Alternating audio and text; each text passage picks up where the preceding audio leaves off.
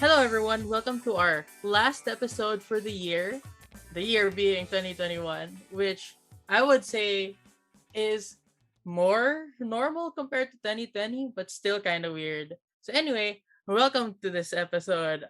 We are your hosts, Nina and Kyle. I'm Kyle. I'm Nina, and I agree. It's sort of like a weird year. I don't think it's because things got better. I just think we got used to it. Does that make sense? Like, things were still pretty bad. We had like two new variants this year. We had like the Bagyo. Yeah, Um, I think this is just like the new normal that you were talking about last year. Like, this is the future that we didn't want to happen. Like, we treat it as if it is normal, and that's basically what happened. This is the bad timeline. yeah, you know that meme, the dog that's sitting in front of the fiery room. Like, this is fine. Like, I really do feel like that for this year. Like, we have no choice. We're trapped in the room, and we just have to go. This is fine, or else we'll go insane. Yeah. So anyway, on a lighter note, I suppose. Whoops, that's a weird way to start this episode. But hi, guys. Yeah, Welcome back. on a lighter note, I suppose we wanted to talk about our favorite motions for this year. You were thinking about like some other kind of recap for this year, but then we realized that this year was pretty much a dumpster fire as well. So let's just try to look for the things that brought us joy. And for many people, debating does not generally bring them joy, but when it does, it gives them a lot of joy. So we are celebrating that in this episode. And in order to do that, we asked everyone in our team, the Debate the Beans, what their favorite motion was for this year. Like the ones that brought them the most joy, that made them enjoy the most when they were thinking about it, those kinds of things. Yeah, so basically, we've compiled the list. We also want to hear yours, right? Because everyone has their own favorite motion. And I guess to start it off, I want to talk about mine, which we've already talked about extensively in the last episode. It's about the main character syndrome. Again, I just really, really like this motion because I feel like 2021 is the year where philosophy motions and motions about self reflection kind of became the norm. And I know this was the Yeah. dilemma in the debate community before. Like, low impact motions were generally looked down upon. I mean, they shouldn't have been looked down upon, in my opinion, but there was this preference for more pragmatic motions. But then when the pandemic hit, I feel like we sort of went into a renaissance era where more self reflection took place. Suddenly, people had more time to think about their own lives. Like, you Yeah. know what I mean, right? Because during the pandemic before, like, there was a period where suddenly art just boomed, Yeah. directly related to the pandemic. Yeah, so your motion again, for those who haven't listened to the previous episode we did, it's this house would embrace the narrative that individuals are the main characters of their lives. And I completely agree with you that this kind of motion sort of blew up this year, as opposed to the previous years. Because in previous years, whenever you had a motion about like introspection or relationships or love, people have this tendency to go like, yeah, there are other things that are more important that are happening in the world. Why are we talking about your personal relationships? But now everyone is feeling like this sense of isolation, this sense of like restlessness. And I get the feeling that many people start realizing that, yeah, I am important. Like my own feelings are very Hmm. important. My own personal philosophies are important as well. Yeah, and it's not just in terms of motions, right? We've seen the boom of different types of tournaments like Art Open, Philosophy Open, Anime Open, Gaming Open, right? A bunch of different opens that talk about quote unquote low impact things because they start to be more valuable to people. So I guess that's like the meta reason why I really like this motion. If you want to know the specific arguments and my thoughts on it, you can listen to the previous episode. So I don't want to waste too much time, but basically I think that this motion sort of encapsulates a lot of what debaters have felt this year. Like, they are now the main character. They're more willing to talk about themselves, more willing to invest in themselves, things like that. Yeah, which leads me to my favorite motion of the year. Since you're talking about Anime Open, I didn't put any motion in our G sheet because I didn't really think of it. But now that you mentioned Anime Open, I realized that that might be, my favorite thing to come out this year. Um, specifically, if I were to pick one, because I would just say like the entire tournament is my favorite. But if I were to pick one, it would be a motion from the final set of Anime Open, which is about the author of Hunter x Hunter. So this person, um, Togashi, he has been undergoing a hiatus for Hunter x Hunter for a very very long time. Like a lot of people even call Hunter x Hunter hiatus because it keeps going on hiatus. And the reason for that is he does this in order to protect his mental and physical health. Because in the previous series that he had, which is my favorite series of all time, Yu Yu Hakusho or Ghost Fighter, um he fell into like a really deep depression because he was forced to keep working on the series every single day for a really long time, and he was incredibly burnt out. There are so many stories about people who are working in the anime and manga industry that are just absolutely burnt out because of the expectations that are placed upon them constantly. Yeah, And that especially in the yeah Philippines, right? yeah even in the Philippines, where a lot of these anime studios, um they outsource a lot of the in betweens or a lot of the animation work to Filipino studios. Like One Piece does it a lot with Toei Philippines. um yeah, so that kind of culture is just really sad. um and it also feels strangely enough like a metaphor for these past 2 years, where there is a pressure to function like it's normal.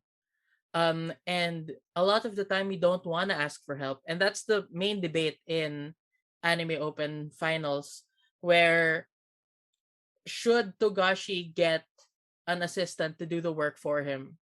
Because Togashi has historically said that, no, I want to do this on my own.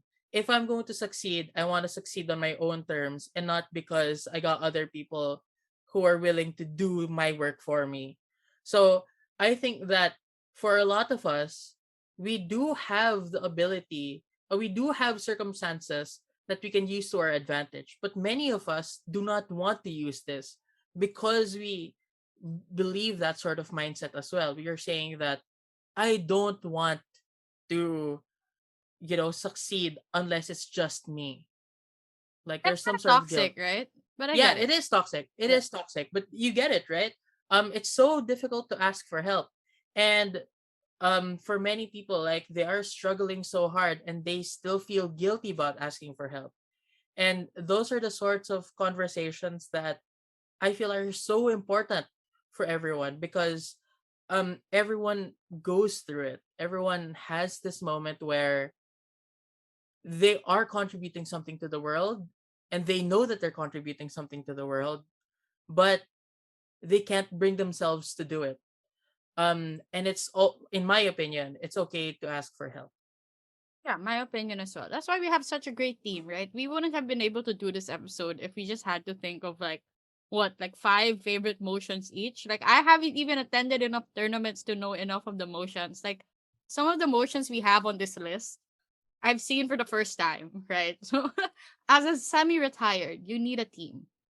And I feel like that motion best encapsulates the kind of mindset that we should be having in this pandemic.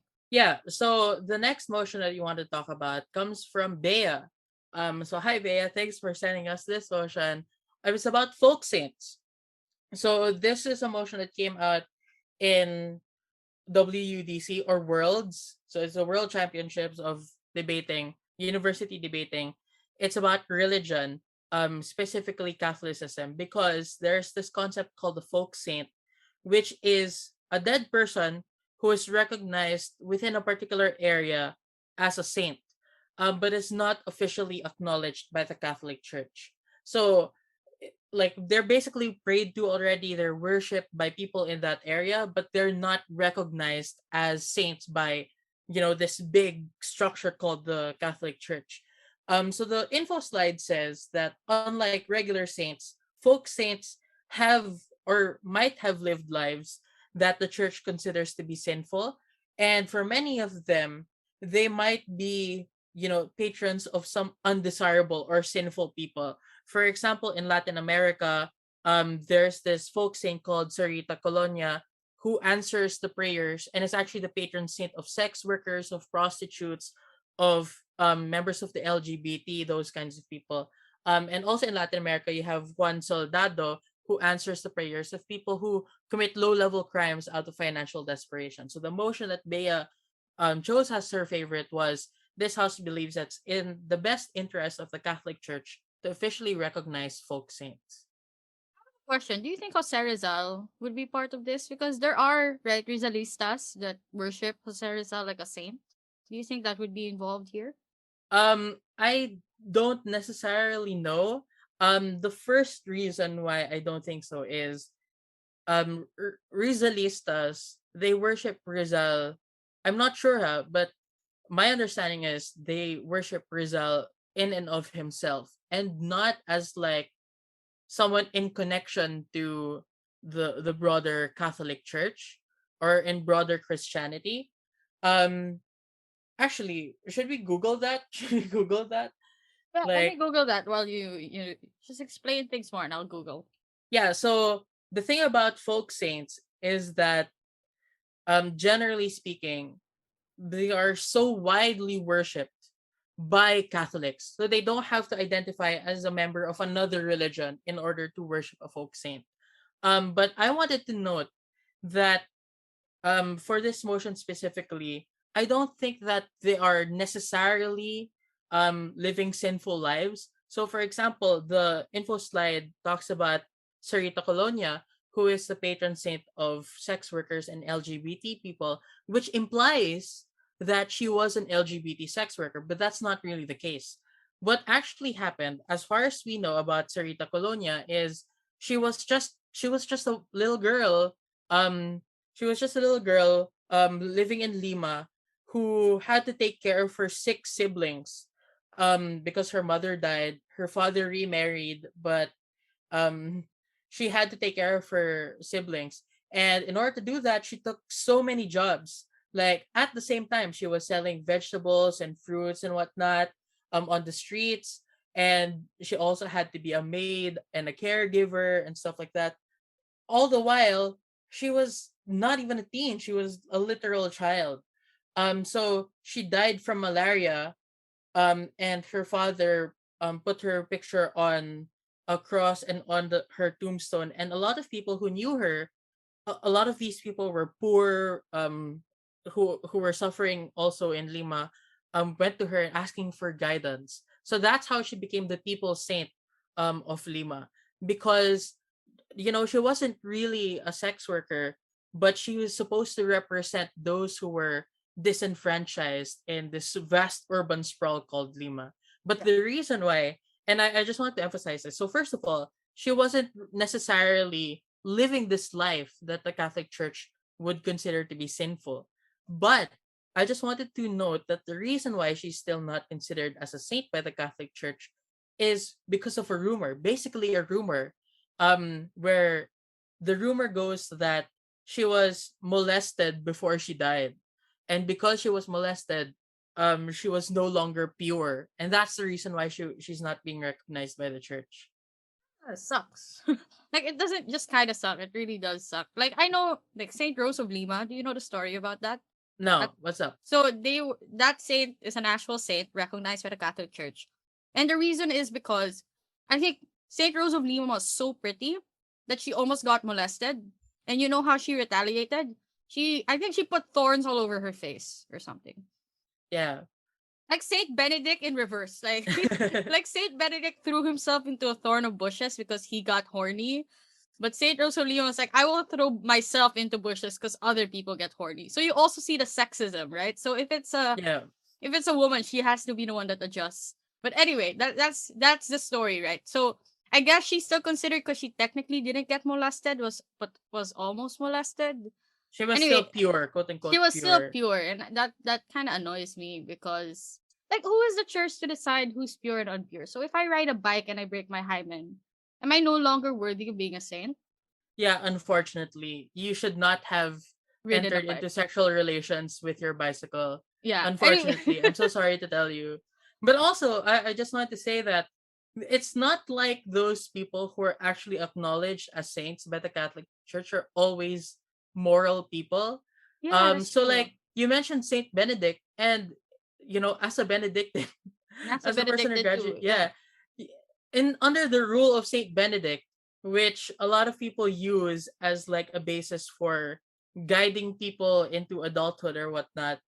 Um, if you are faced with someone who is disobedient or rude or stubborn, the main punishment is you have to warn them. But if they don't listen, you have to publicly shame them. And if they still don't listen, you have to excommunicate them. So that seems kind of simple. And maybe that's why they wanted to kick me out. Yeah. Because I Yep. was I was not very obedient. But the rule of Saint Benedict also says that if the child or if the monk does not really understand what excommunication is or the gravity of excommunication, then the proper solution is to just resort to corporal punishment. In other words, Saint Benedict says that if the person who you're punishing does not have enough discernment to understand the punishment, you should just beat them up. So basically that's what he's saying. Like if you're a child and you don't understand why these adults are being mad at you, just beat up the kid. And that's an actual saint. And you had other saints that acknowledge or encourage corporal punishment because of what Saint Benedict said. And another example is someone from 2015. um I mean, by this I mean he was canonized or Yeah. recognized as a saint in 2015. Although he died in like the 18th century, so the 1700s. So his name is Junipero Serra. He was a Spanish colonist who started Catholic missions in the 18th century in California. And basically, what he did was, it was the 1700s and he was in California. So he basically just forced Native Americans, the natives, into Christianity. He herded them into overcrowded farms where they were diseased and enslaved, um, and they were forced to work on the settlements.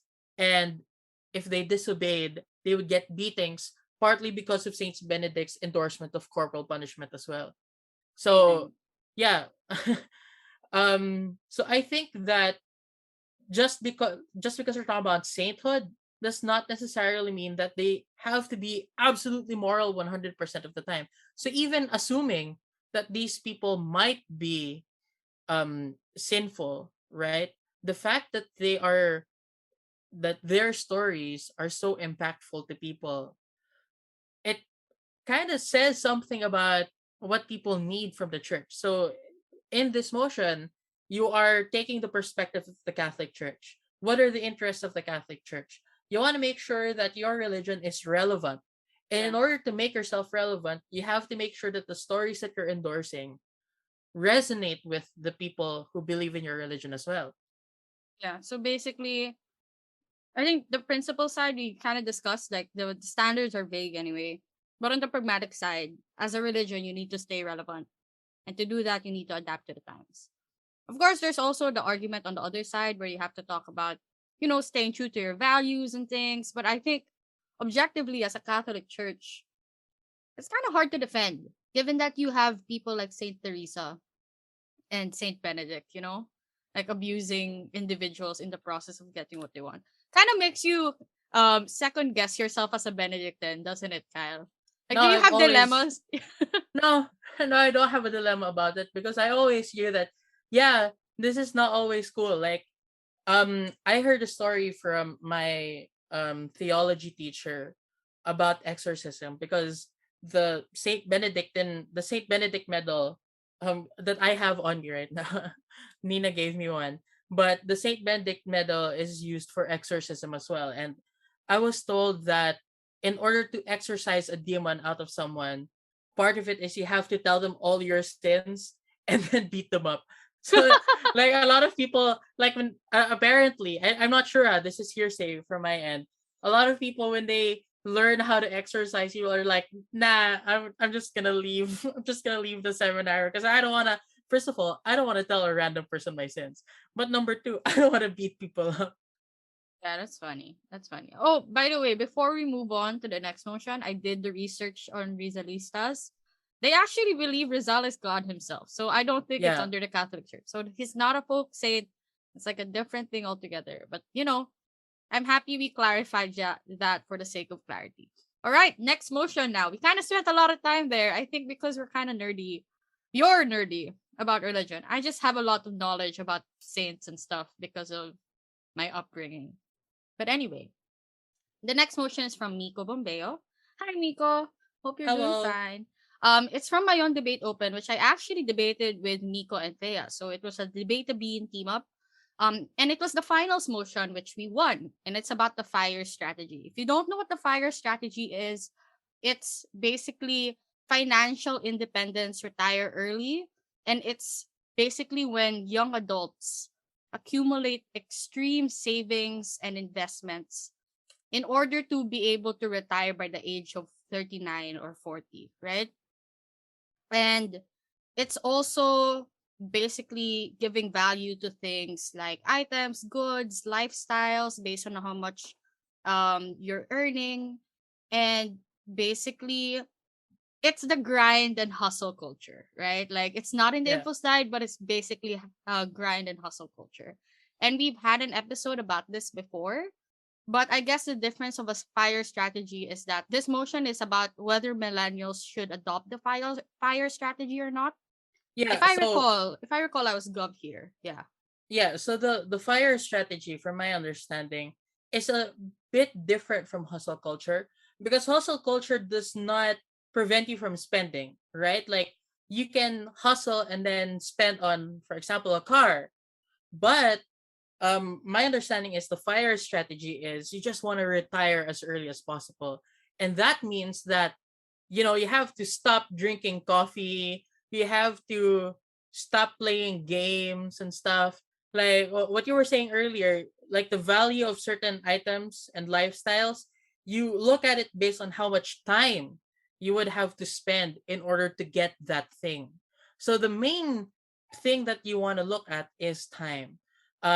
So I've heard stories about like people needing to save 50 to 75% of everything that they make in order to do this.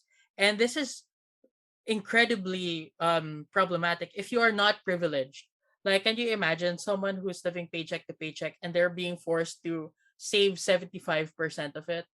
Well, the motion here is as a millennial, you would adopt it, right? And for me, like you're talking as if you're up here. So I already had a response to this, if I remember, in the finals, which was to say that obviously when you're working on a fire strategy, you work in percentages, right? So even if you're really extremely impoverished, you can still choose to save 50% and you'd still have 50% of what you have. And I agree that's a small amount, right? But that's sacrifices you make so that in the long term you can have a better life. So that you can actually do the things you want to do by the time you're 40. But obviously there's another rebuttal here like, oh, you're at your prime, you shouldn't spend it working. But for me, time is a construct. If you want to be like the young drinking hip kid at the age of 40, go ahead. Like no one's really stopping you. What I would say is, I would rebut your rebuttal by Mm-hmm. saying that that's not really true. Like, if you're really, really poor, you can't just save half of it. You can't even save like 25% of it if you need 100% of it in order to just survive. So for a lot of people, they need to use 100% of what they earn so that they can live long enough to survive to the next day in order to live long enough to survive to the next day. So they really don't have an opportunity to save. But I suppose you can say on Gov, like in order to restrict the debate somewhat, to say that okay, it's not really about those very, very underprivileged people because whatever strategy we're doing, it would not apply to them. So we're talking about people with a little bit of privilege. So it kind of, yeah, it's kind of saying that if you have the ability to employ the fire strategy. The question is, should you employ the fire strategy? Yeah, I was about to say that. Like in our debate, I remember restricting it because it's about whether you would adopt it. So that implies you had the option in the first place. So that argument Yeah, can't correct. work. Yeah, correct. Yeah. So so basically we prep the same way. I'm so proud of us already. Like, years and years of refining this kind of discussions. We just end up repeating ourselves. But basically, yeah, I remember there was like a principle here about why we should escape the capitalist system as soon as possible, even if that means leaning into the capitalist system for a while.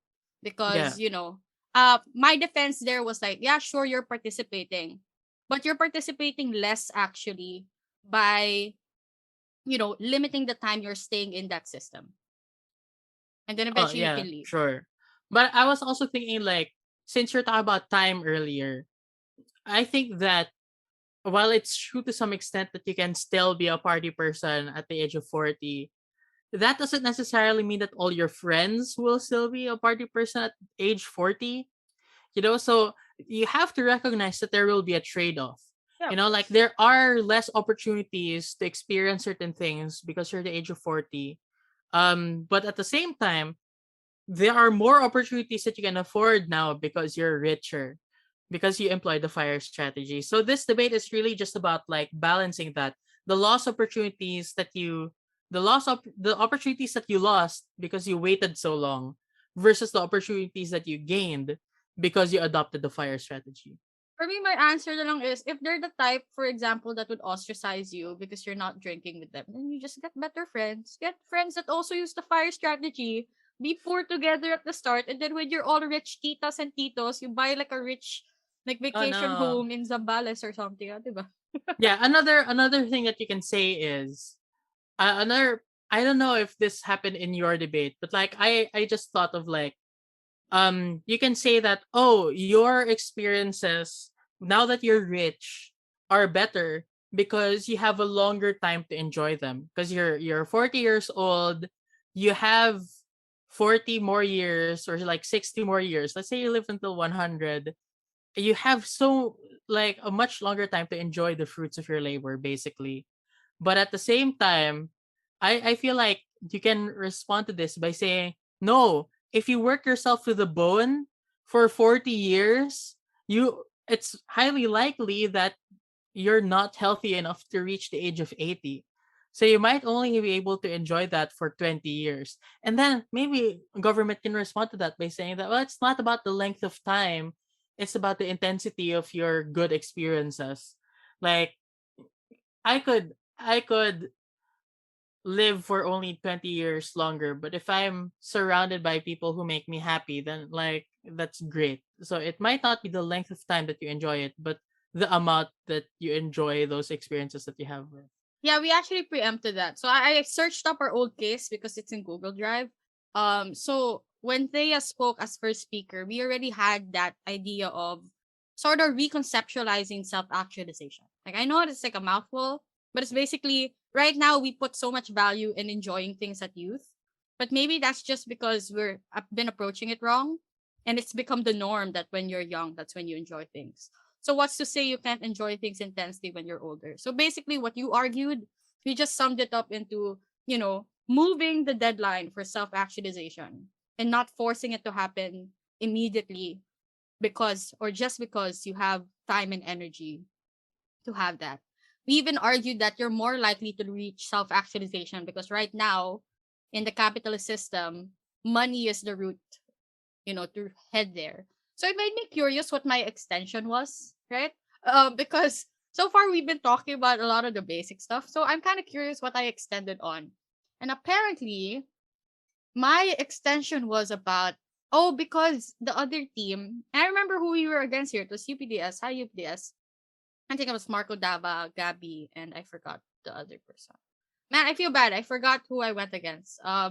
I don't focus kasi on who I'm going against when I'm debating these days. I just kind of debate. It's hard then to know when you're in front of a screen. Yeah, that's true. That's Yeah. true. Basically they were arguing on their side that you're gonna end up hurting others, right? Because when you accumulate fire strategy, you are depriving others by accumulating the wealth for yourself. right? What's your Uh, thoughts on that, by the way? Like, what do you think of that argument?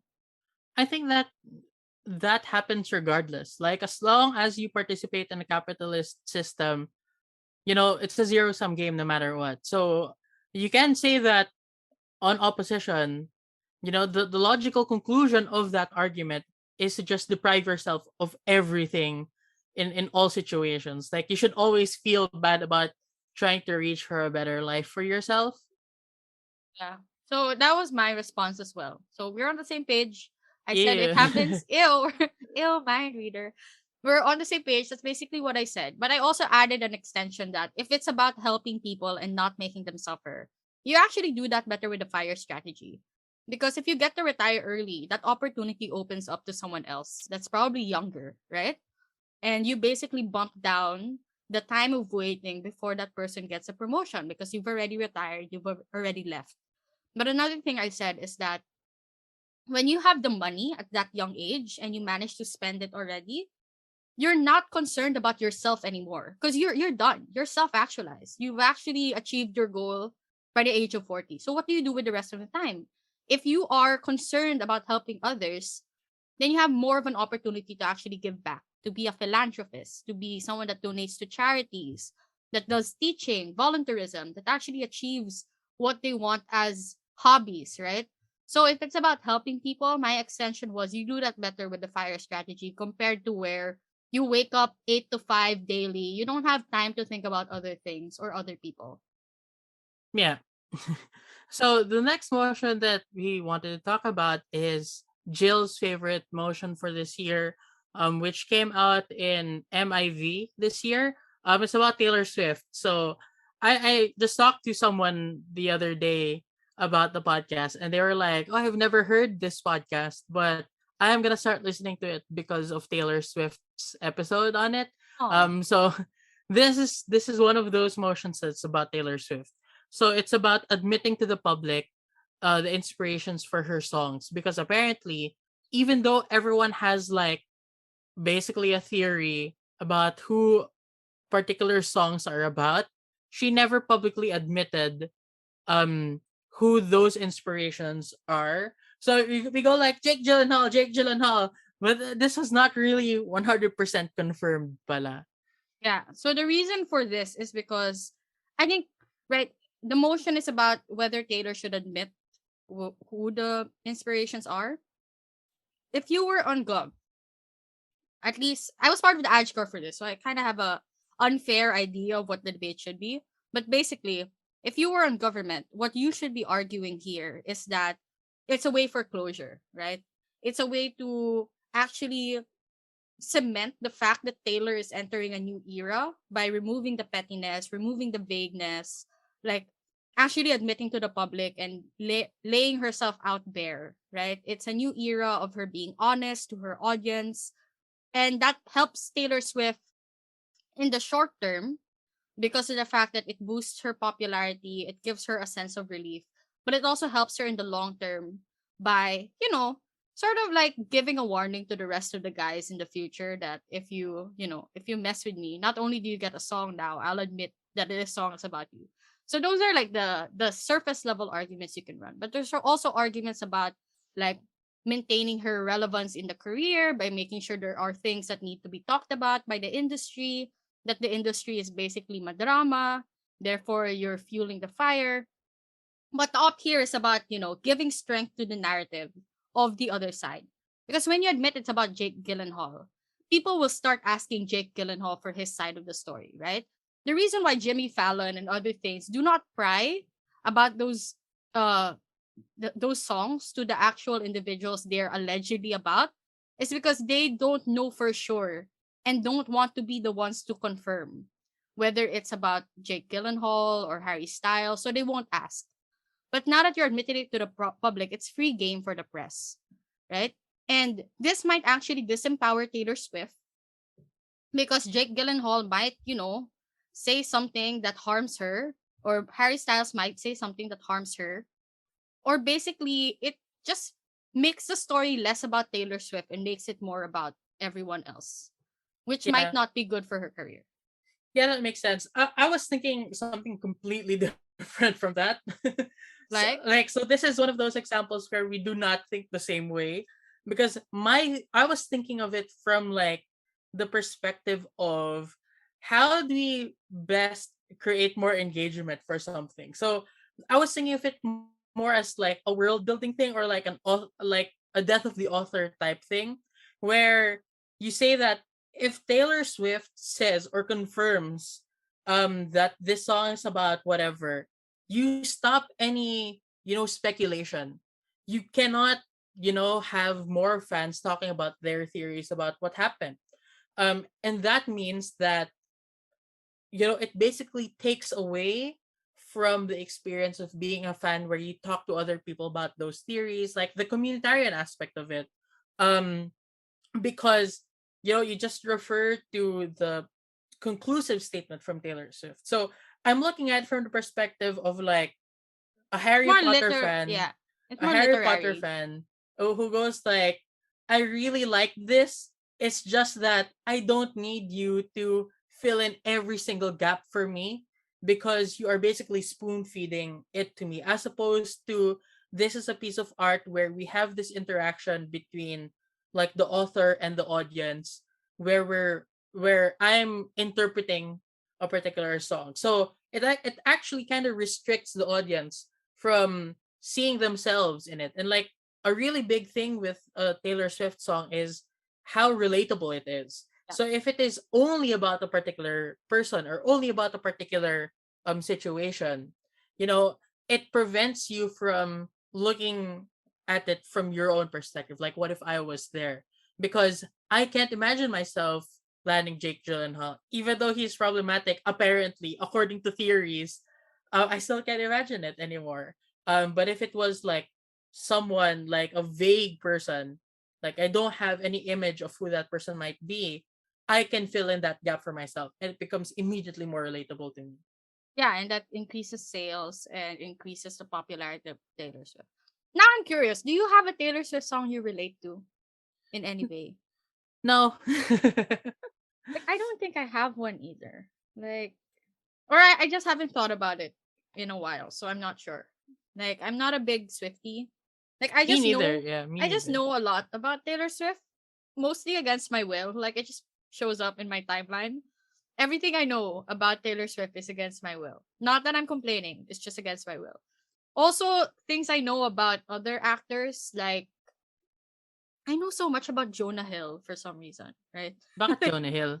I don't know. It just shows up in my timeline a lot, like about his weed smoking and stuff. Also about how Andrew Garfield kisses a lot of male actors. Have you seen that meme? No, no. Like Andrew Garfield will kiss any male or something. Like that's something I've learned against my will also. That's So cute. yeah, that's cute. But anyway, I mean, if they consent to it, by the way, the caveat, okay? Whenever we talk about this, we always assume that there's consent when we say that it's yes, cute. yes, of course.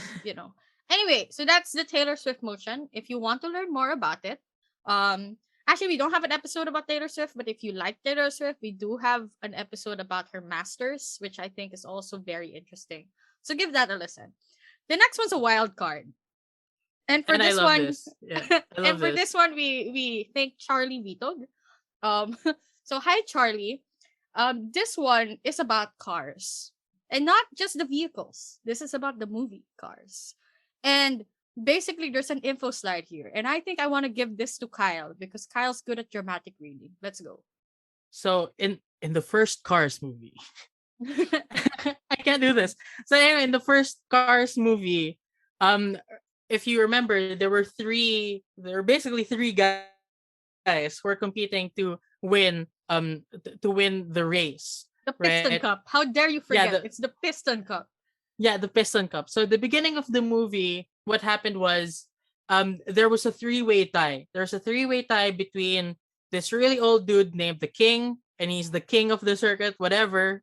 Um there's this other person named Chick, who's this green guy with a mustache, with a very sketchy looking mustache, and there's Lightning McQueen, who is played by, oh wow, Owen Wilson. So in the Piston Cup, what ended up happening was Chick cheated. He sideswiped the King, who was sent into a dangerous crash in the final lap of the race. Um, and Lightning McQueen had the choice between winning the race or going back and helping the king cross the finish line. So there are lots of things that were at stake here. The first one being that whoever wins the race becomes the next king. I'm not sure if this was on the info slide, but basically in the Piston Cup, what was at stake here was a sponsorship by Dynaco, which Mm. is the big oil company. And maybe you can do this on up, like, I don't want to represent an oil company, even in the context of this fictional movie. But anyway, um, Lightning McQueen, instead of um, finishing the race and winning, he remembered his mentor, Doc Hudson, who was also taken out of his final championship because of an incident or an accident. So he went back and helped the king cross the finish line instead. So the motion was about whether he should have done that. So the motion says, as Lightning McQueen, you should have finished the race instead of going back to help the king cross the finish line. Oh, spicy. Like my thoughts here are, it's kind of for me. I kind of had a question of why couldn't he do both? Why do we have to assume it's a trade off, right? Why can't he have finished the race, went back and made King go third? Or is it because I don't know, he wanted King to be second place? I don't know. I think he just wanted the king to finish. I'm not sure if there were rules in the Piston Cup that Right, says yeah. that if you pass the finish line, you cannot unpass it. You can't go back anymore to help out a friend. I'm No, not but why sure. why why can't he just go in a circle? Like he is not technically going back, he's just Oh, damn. Yeah, the damn. circuit is a circle. It's a circle, Kyle. It's a well, not a circle. What do you call it? An oblong? No, depends on the course rin eh. Sometimes there's curves, so it's not an oblong. It's like a what do Yeah, you it call what do loops. you It call loops. Basta it yeah, loops. basta it loops. Okay, we spent too Yeah, much time there. that's your up. This is chaotic prep time for us though. That's your up case. He's go like, no, finish the race and then loop around and then push him to the No, finish it, line. it it's the word instead kasi makes it a trade-off. Like you can't Yeah, have yeah. both. Yeah, so we can't skirt our burden here, Kyle. As much as we want to and as much as technically you can, because in the real world, there's no rules against pushing someone else. There was I remember there was a take that went like, you need to be able to win because if Chick wins, he's not going to be held accountable for his actions because he won. I don't think that's true though. Like you can win and still be held accountable, right? Yeah, same. I'm not sure like if that's true that just because you win, you cannot be held accountable anymore. Like, Also this motion's kind of hard because if you've seen the movie, you know that even when Chick won, basically even the hot twins booed him, right? And no one was already like on his side. Yeah, the hot chicks are what I remembered, and it's weird I that I call them hot chick cars. yeah, Okay, like I I was gonna understood. say, I know what you're talking about when you say the twins, but I don't get what you're saying when you call them hot. No, I think they're meant to be portrayed as hot twins. I don't know. Okay, just let me be. It reminds you of the tweet like, my God, who was that fish in Finding Nemo? Have you seen that meme where Oh, si Gil. Gil, Gil, played by Willem Dafoe. someone referred to them as the hot fish. Yeah, the Green Goblin was also the hot fish from Finding Nemo. It's like the hot fish. Anyway, sorry, got distracted there by the twin cars. But basically, right, if you've seen the movie, you know that by not winning the race, winning the race might actually harm you even more. Right? Because if Lightning McQueen won, he might be seen as selfish because he didn't help the king cross the finish line. The same way Chick was seen as a bad guy. Yeah, so it seems like we're arguing for op here. Like, what would we have said on Gov other than the cheating thing? I would actually say that victory in the next Piston Cup is not a guarantee. So this might have been his only chance to win. Like in Cars 3, it's well established that technology eventually catches up to even the fastest of cars.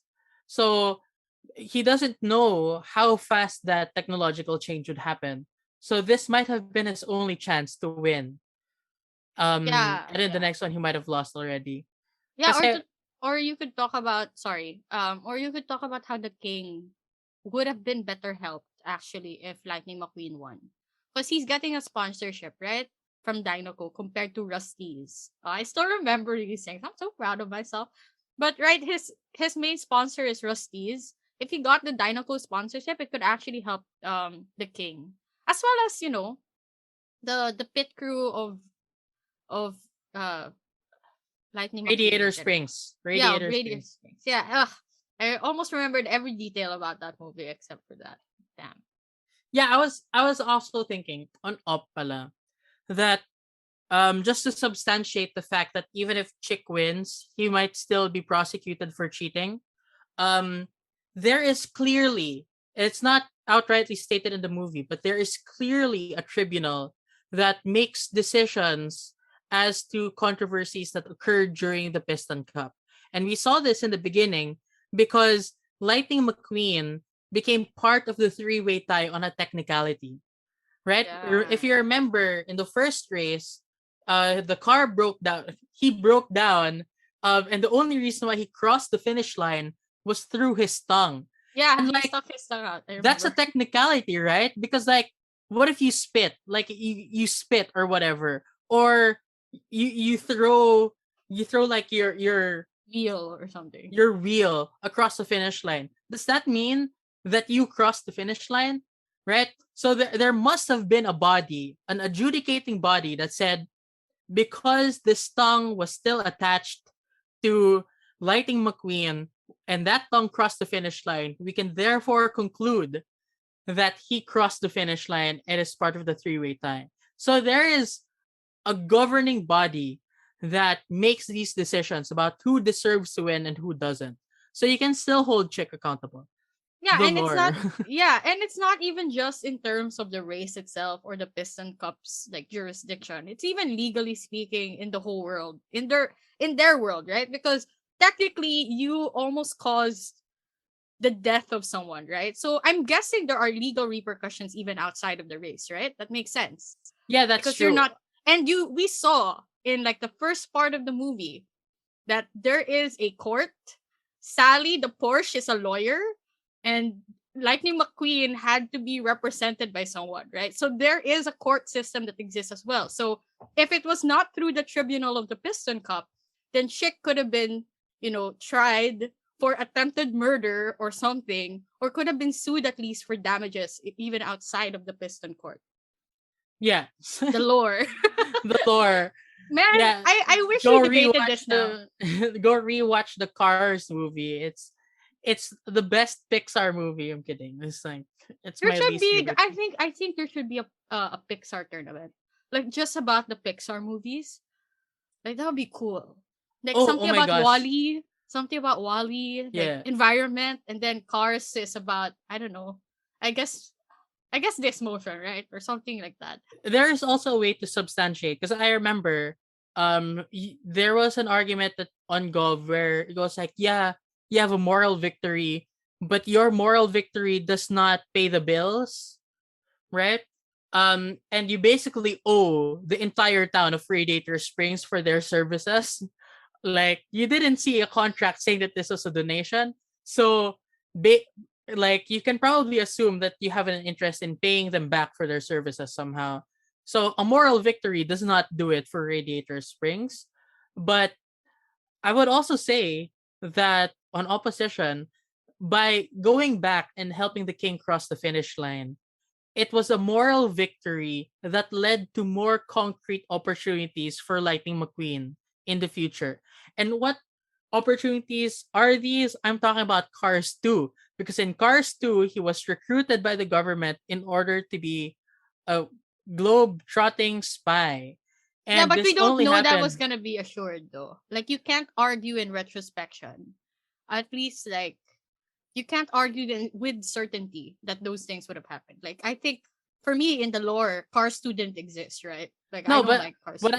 what I'm saying is that Cars 2 could only have happened because he went back and saved the king.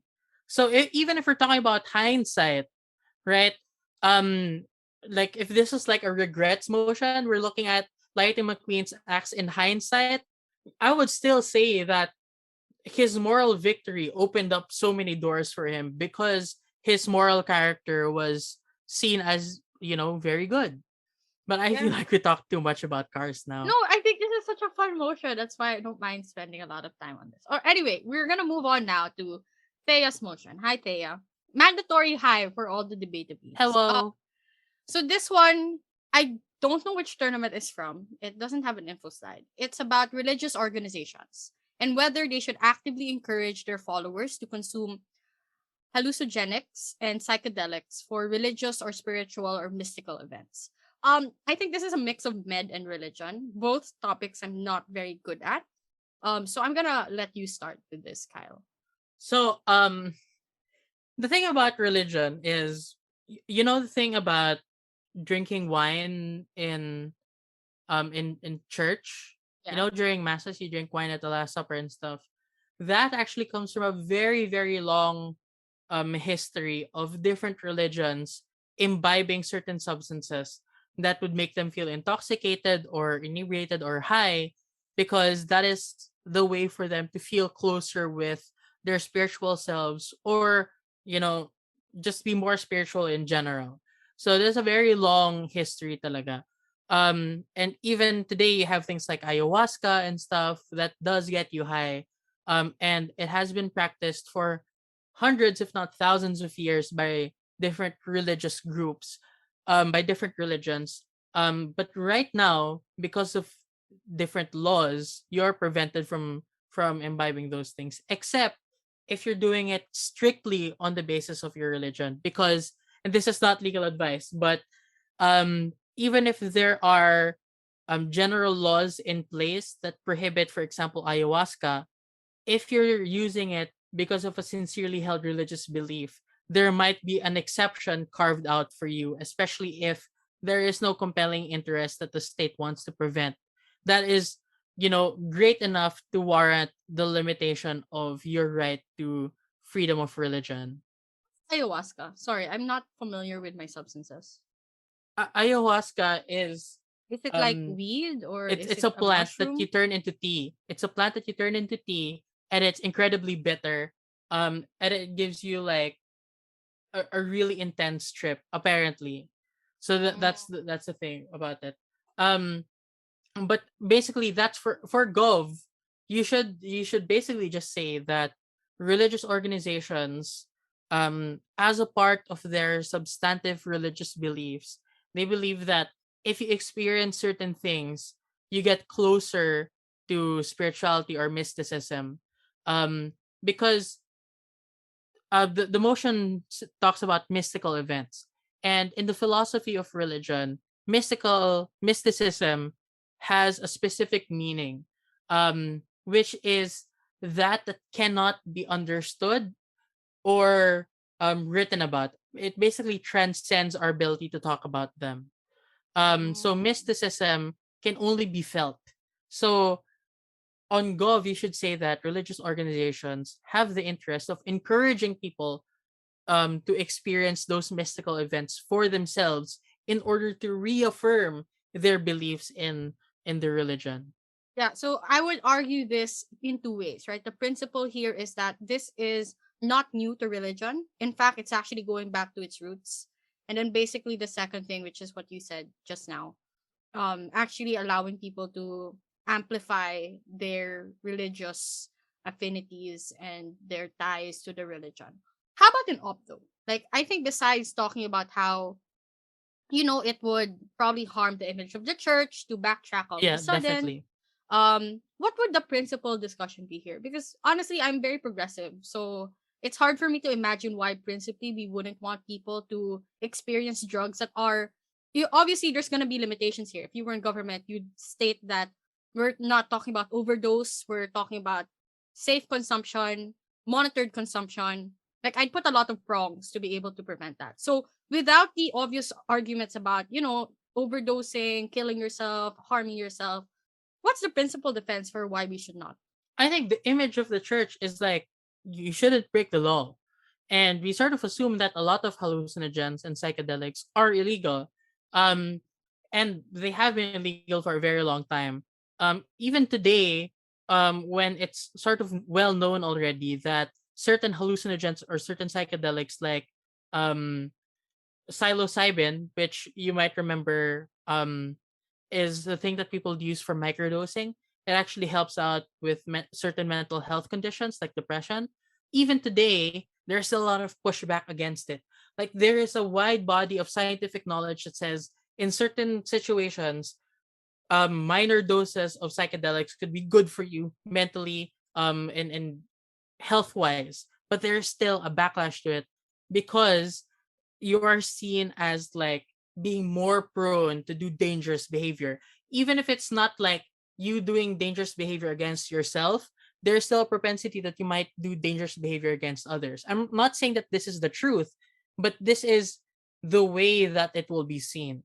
Yeah. So you want to balance, the benefits to your believers and at the same time the reputation of your religion.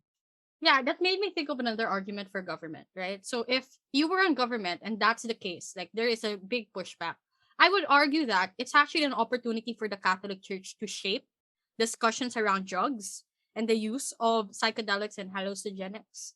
Sorry, I don't have to pronounce that. Hallucinogenics? Hallucino. Hallucinogenic. No, hallucinogens. What? Hallucinogenics. Yeah, hallucinogenics. Anyway, yeah, that Hallucinogens. hallucinogens. Blah, blah, blah, blah, blah. But Blah, blah, basically, blah. that thing, right? So I would argue if I was the church, I'd have more control of government policy regarding this if I managed to convince people first, right? Because what is political rules but the mandate of the people? And if enough clamor exists, then that can actually change. And that gives more power to the church because we're blurring the lines between separation of church and state, which is not good. But the motion is about as religious organizations, right? So you have an incentive as a religious organization to blur the lines that separate you from control of the state. There, I think that's my extension if I went gov. Yeah, yeah. But on opposition, I would also say that you can actively encourage followers to consume hallucinogens, but you cannot really impose your prongs on government. So earlier you were saying that we're going to limit it, whatever, whatever. But in practice, I don't think that the church can go into your room and say, "Hey, stop, stop. That's too much. That's too many slices." I don't think that the church can do that. For many believers, the only thing that they will latch onto is that consuming these things is encouraged. And because of this, it's actually more likely that they're going to overdose or do these dangerous behaviors. Because encouraging followers to consume hallucinogenics is one thing, it's simple, it's easy to understand.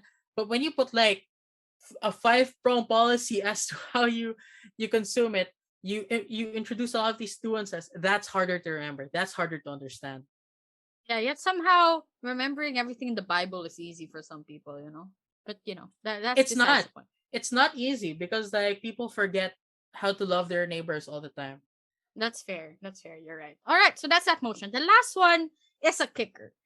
Jay Postrado, why did you give this motion? Why is this your favorite motion? I do not know. But I will read the motion first before we delve into the info slide because I kind of want to explain it in my own words because I don't like the info slide that much. Not because I think it's a bad info slide. I just don't like finance or econ. Me And neither, this. dude. So And don't turn to me, man. this is IR, so I think I have a little bit more of a grasp here compared to Kyle, but it's also Econ, so hopefully, like our two brain cells combined will lead to like a decent discussion. It's not gonna be as good as Lightning McQueen motion discussion, but we'll do our best. And it's basically this house believes that it is in the interest of China to continue pushing for the internationalization of the yuan. And the motion info slide here is that presently China is utilizing a variety of measures to push for the yuan to become a global reserve currency. A reserve currency is a foreign currency that is held in significant quantities by central banks or other monetary authorities as part of their foreign exchange reserves. The reserve currency can be used in international transactions, international investments, and all aspects of the global economy. These measures by China include conducting bilateral trade and investment in yuan rather than USD, creating alternative banking systems, making it easy to conduct international transactions outside of the USD, and gradually alleviating capital controls, such as regulations that restrict or prohibit the movement of capital across national borders. Huh, a That's a mouthful. lot. That's a That's lot. a lot. That's a lot, right? So let's start simply, right? So this motion, from my IR approach, and I want to ask Kyle after this what his Econ approach would be. From my IR approach, there's just two debates here, right? It's about, if you were on government, it's about strengthening China and weakening the US, right? So there's just two main actors. Of course, there are like lots of subsidiary actors like Africa, how it affects ASEAN, how it affects the European region. But if you want to start simple, it's about increasing China's control. And because it's about increasing China's control, there has to be a trade off, which means that you are decreasing US's control. So, if you're pushing for internationalization, there are two arguments you have to run as prime minister. The first is why it's beneficial for China and why it decreases the power of the US, and then link it back to why that's good for China, right? Because this motion is about the interests of China. So everything you have to argue has to link back to that. And I would argue that the yuan would increase China's power because it actually reduces the cost of what it would take to buy raw materials, right? Am I right about this, Kyle? Like when you're a reserve or global currency, things objectively become cheaper for you because everything is pegged in that. So everything is sort of pegged in your currency, right? So it becomes easier for you to conduct transactions because there's less transaction costs, there's less exchange rates that you have to go through, things like that. At least this is what I've read somewhere before, but Yeah, I'm not that's sure true. if my memory serves me right. Yeah. So Yeah. that's one way you can increase power of China. Another way you can increase the power of China is by lessening the hold that the US has in other countries. Because let's admit it, right? The US dollar is not becoming strengthened. It's actually weakening in the past few years because of the pandemic, because of their bad economic policies, because of Donald Trump's reign, and Biden is still trying to recover. So right now is the best time for China to actually strike because they have a significant advantage. They recovered from the pandemic pretty well. They have the Belt and Road Initiative ongoing.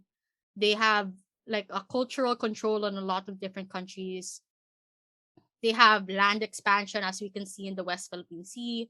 So a lot of things are working in China's favor, and they should capitalize on that to actually turn the yuan into a global reserve currency. So there's a difference here, right? Between like the currency that the other countries peg you on and being a reserve currency, and this is where like it's more technical. So I'm gonna pass it on now to Kyle.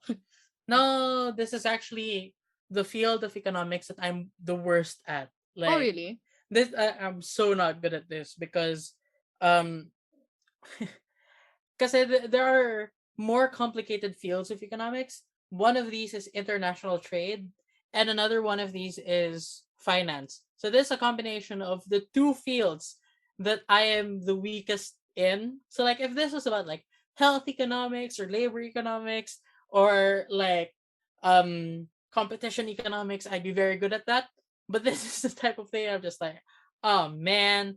But basically if you have a reserve currency, so like your central bank, your Bangko Sentral ng Pilipinas or your central bank, if you have a large um reserve currency, that is basically you holding a certain amount of dollars and stuff in order to minimize what is called the exchange rate risk.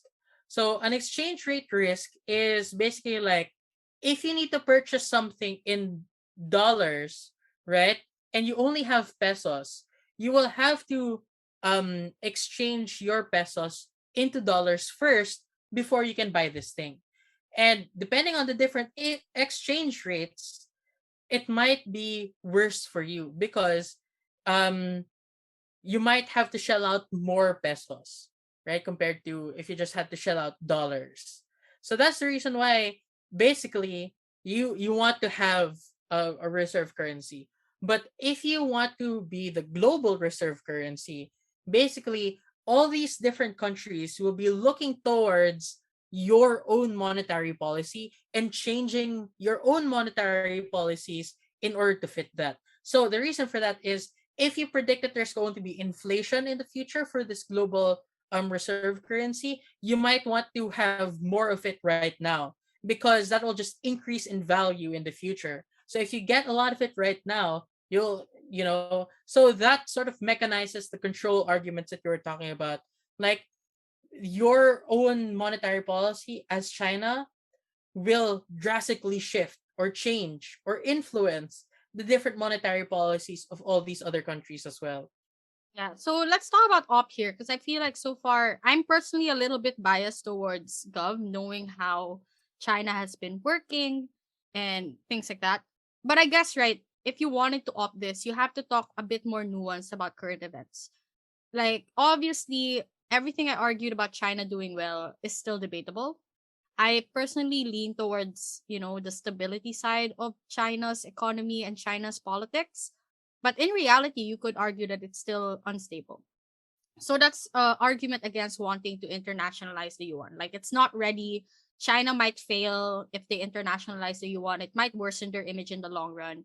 So those are factors that you can consider if you want to be an op. Or actually, you don't get to choose. But if you end up in op in this motion, those are some of the things you can argue. You can also argue that by internationalizing the yuan, you antagonize the US even further and increase the tension that you have with them, which you might not be ready to win. So as China in a political and international sense, you might not be ready for the political battle that will take place if you try to overthrow the USD. But you can also argue that even without movement, you're still likely to succeed as China because all you have to do is watch the US fail, right? I would argue that the best strategy for op here is to argue that China shouldn't pursue internationalization. It's to just watch the US fail and then wait for other countries to beg the yuan to take its place. That way, That's there's more true. legitimacy, right? Yeah, that's true because if some of our audience might know that the reason why the US dollar is the official global reserve currency, it's because of a multilateral treaty called the Bretton Woods Agreement. I mean, is it a treaty or is it an agreement? I don't know. Besides the Bretton Woods, so a lot of different countries agreed that this would be the global reserve currency, and a lot of people, a lot of states felt left out by that, and that includes China. That includes all the different countries in the BRICS group of countries. So Brazil, Russia, India, China, and what's the S? I don't know actually. Basta those groups of people, those groups of states, right? So because of that, there's always been some pushback against the adoption of the US dollar as a global reserve currency, but people just acquiesced to it because it was the only alternative available. So if that fails, the yuan will probably be like the Yeah, ano, the next best thing just by default yeah. because um it has, or I think that you can still continue doing your trade and investment treaties, bilateral trade and investment treaties as China, but you don't really need to go so far as to like we're going to make a new bank that is going to be the opposite of the World Bank. It's going to be the difference with like the IMF and stuff because that is just Western imperialism. By the way, if you're on Gov, you have to talk about the fact Western that imperialism. Yeah. this is Western imperialism, basically. Like this global reserve currency, as it exists today, is a result of the West imposing, or the United States in particular, imposing the US dollar on everyone else, essentially. So maybe an opposition, you kind of want to say that you don't want to be like that. You don't want to seem like you're the new imposer of a new global reserve currency. Yeah, I now know what the S in BRICS is. It's South Africa. Just so everyone knows and we're on the same page. It's South Africa. And I feel bad for forgetting. So I want to apologize. But yes, it's South Africa. There. Yeah, so I guess that's it. I don't like No, let's JY. not let's not end on that, right? So I think we've discussed a variety of different motions. And as we can see, it was a very eventful year for different themes, right? So we have really good econ motions like the one Jay gave us. We have good motions that talk about the self, good meme motions that are very substantiated actually. And you'd be surprised how many debates can exist around movies and pop culture, right? So I guess what I want to end this on, Kyle, is before we start with the new year, what motions would you like to see more of for 2022? Like, what do you want people to explore a little bit more? What would you like to see? What would you like to maybe debate one day or add score for? Right? So, what are your expectations for motions in the next year? For the next year, I know what I don't want to see more of, Which which is, is COVID motions. And I didn't say this last year, um, because we didn't have this sort of segment last year, but I also wanted there to be less COVID motions for this year, because in my mind, I want it to happen not because people are tired of talking about it, but because the COVID situation is getting better. So that's my main wish. But I realize that it's not really going to be feasible at the rate that we're going at.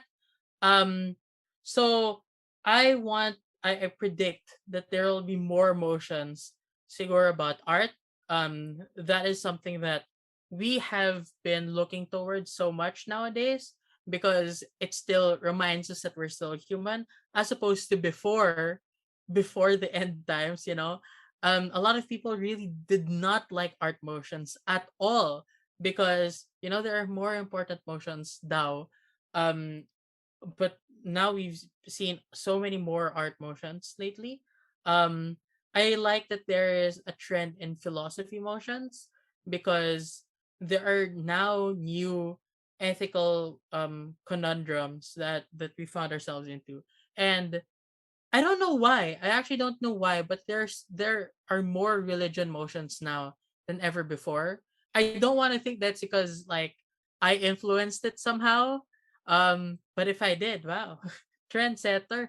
But I am so happy that at least for two debate the beans, their favorite motions for this year are religion motions. I wouldn't mind if that continued on into the next year. yeah. So, I think, I just kind of want to add on that. I think the reason why religion motions are becoming popular is because, like, there was a theology open, right? So, like, there was an entire Yeah, tournament there just about was. religion. I think it's also the same reason why philosophy motions are becoming popular. Like, no offense, I don't know if this is offensive, probably not. Like, philosophy and religion overlap quite a lot, which is why you're good at both, right? So when people start introspecting more about themselves, they also introspect about their relationship with the rest of the world, and that's basically what religion is, right? So I think that that's what's happening. We're entering a sort of renaissance for debate. For me naman, I like the trend that's happening now. Like more philo. I like that there's more like fun motions that people are more willing to explore. I want more accessible motions. Do you know what I mean? Like motions that even non-debaters can talk about. So the Lightning McQueen motion, a lot of people hate it. Like people were memeing about it, kachow all they want and whatever. But I think it's a good gateway for people who don't know a single thing about debate that enjoy Correct. Yeah. movies, right? So Yeah. this is a way to get them into the discussion. Or for example, the Taylor Swift motion. So notice how a lot of these motions that are debatably being picked, they're pop culture not because they're easy, right? I don't like calling them easy motions. There's no such thing as an easy motion, but they are motions that force you actually to explore things that you wouldn't typically associate with debate. If anything, that's harder, right? Like, how do you relate Taylor Swift to like everything else that's going on in the world? How would you impact that? How would you prove that that's important to someone? And that's the challenge of debate. So I want to see more motions of people having fun with it. Yeah. The People should have horse, more fun debating. yeah, like the horse motion, right? You choose to reincarnate yourself as a horse. Like that was so fun. Like that was amazing because it got even non-debaters sharing that post and questioning what is going on with the debate community. Why are they talking like this? And that's how they join. Right? So Yeah. I want to see more of that. Like that's my take. Which is surprising probably for a lot of people because they know I like IR. But I don't want to see any more IR motions. I'm good at it because I was forced to like it. But I don't think, for example, if you want to get ordinary people into debate, stop making motions so hard and stop reinforcing the stereotype that debaters are only debaters if they know every capital of every country, because even Yeah. I don't know that. So Just because a motion is accessible does not mean that it's no longer sophisticated. It does not mean that it's no longer deep enough to be considered to be, a nationals quality motion or a whatever quality motion, right? So just a lot of people say that, oh, it's too accessible, it's too simple, right? But there is a beauty and dignity and simplicity. And maybe within the confines of that simplicity, you can find a way to argue things with so much sophistication that it would be, it would resonate with even more people. I feel like um there is a hesitation to set these kinds of motions because there is a reputation for the debate community that it always has to be about these really big issues, not these small issues. But if you really have the position that debate is for everyone, that should come with a corollary position that we can debate about anything that we want, anything that affects us, and that can be international relations. So if there are very important issues in international relations, there should be motions about international relations. But if there are motions that really impact an individual's sense of self worth, their moral sensibilities or whatnot, like what your life would be if you were not a human, then those things should be debated as well. If you want to debate more about Harry Potter, go ahead. So that's what I feel. So I completely agree with you that we should start democratizing debate, not just in the sense that anyone can be a debater, but also that a debater should be able to talk about and accept everything, all these different types of topics as well. yeah, that's my thoughts as well. Amazing. So that's our hopes for 2022.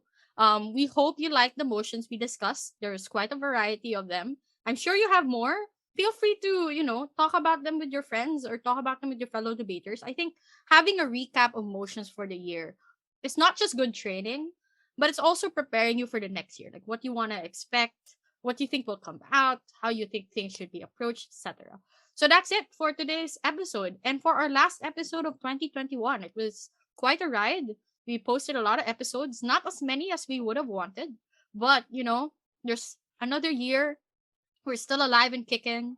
We're still going to post episodes and find more things to talk about. So we're excited to have you along for the ride, and we hope you enjoy 2022 with us and that your debate careers blossom or retire, depending on what you want. Yeah, so that's it for this episode. Thank you so much for being part of our 2021. We'll see you next year. Bye. Bye.